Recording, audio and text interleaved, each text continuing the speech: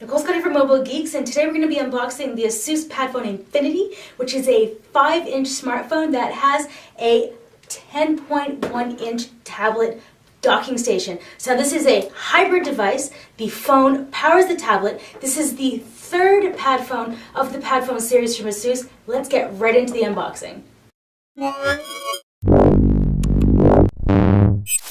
So we're going to start off with the Padfone Infinity, and then we're going to move on to the station because, as you know, the phone powers the 10.1-inch tablet. So we're just going to move this off and get right into it. So now this is the third Padfone in the generation, so the 1, 2, and then the Infinity. This is the largest of the three at 5 inches.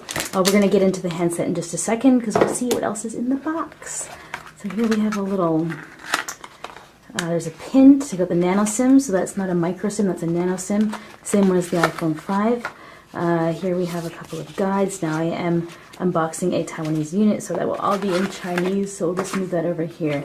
Now what else is in the box? These are the ASUS headphones. I actually have a pair from some of our others. I quite like them. The sound quality is very good. Here we have some extra little buds in case you have different size ears. There's a PSU right here, and then a micro USB cable. Anything else in here? Nope, that's just to hold the phone up. Now, if we get to the phone, you can see that it is got a very nice display if we just turn this on. So, like I said, 5 inches. It's got a 1920 by 1080 display resolution and a 441 ppi.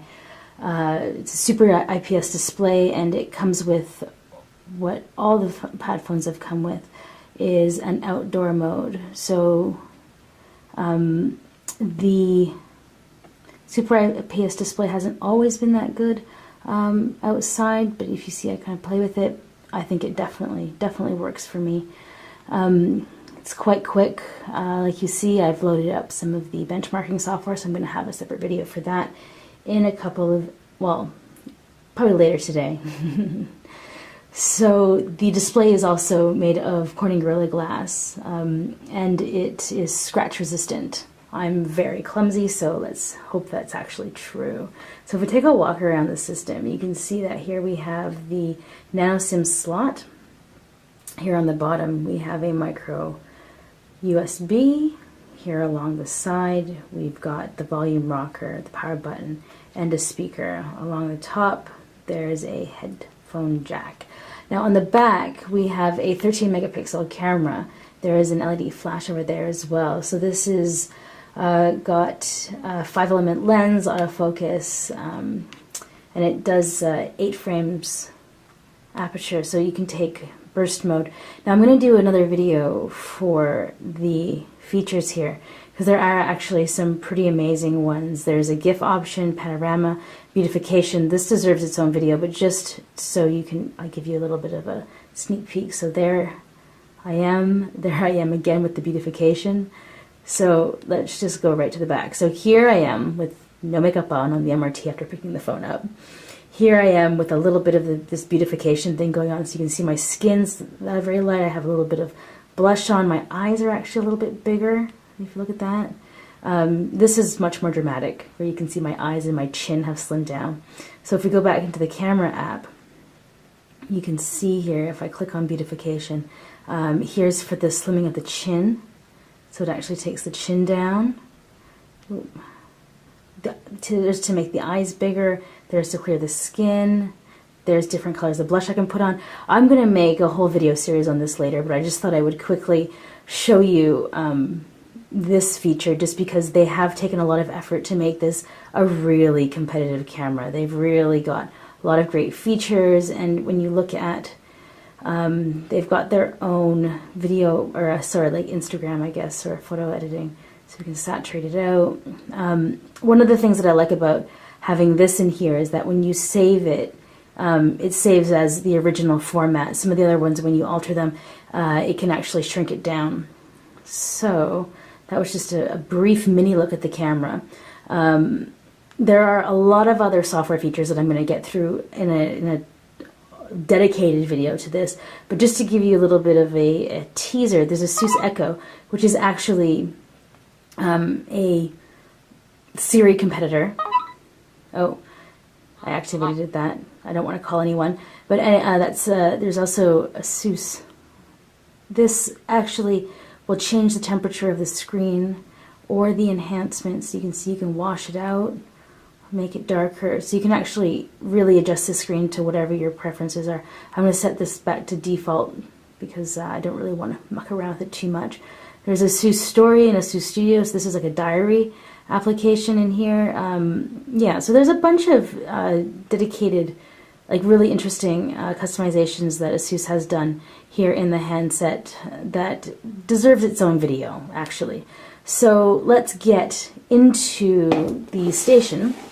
So this is a 10.1 inch tablet that is powered by the Qualcomm Snapdragon 600 quad-core processor in here. So that's 1.7 gigahertz. It's got an Adreno 320 GPU, and this comes with 32 or 64 gigabytes, just in case I forget to say later in the video. So the phone is 141 grams, and the tablet is 530, which is less than the iPad 4.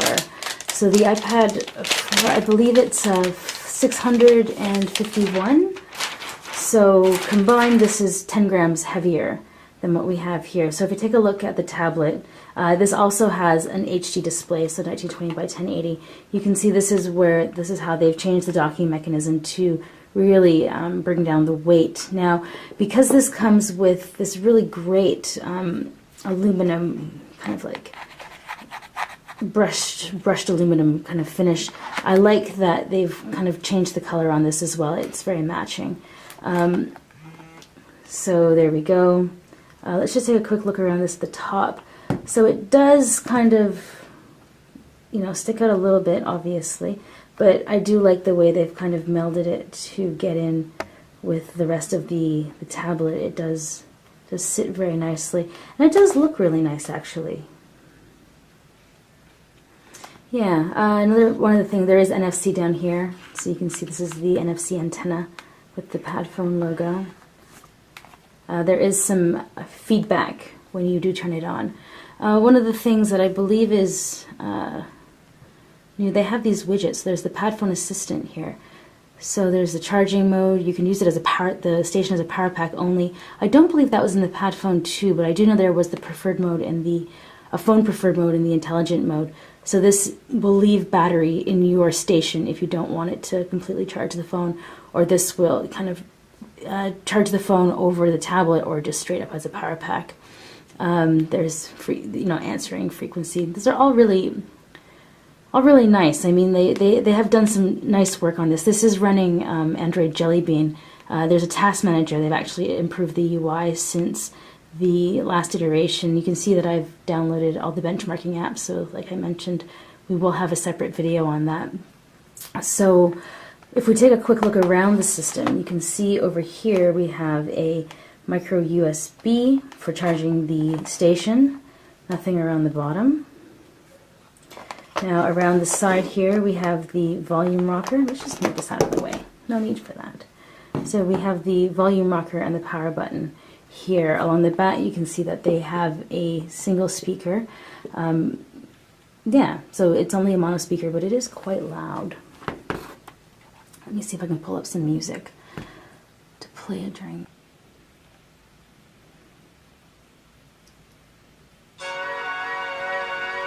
So I'm not sure if you can really hear how great this is because I'm going to be recording it. But the volume is pretty loud, actually.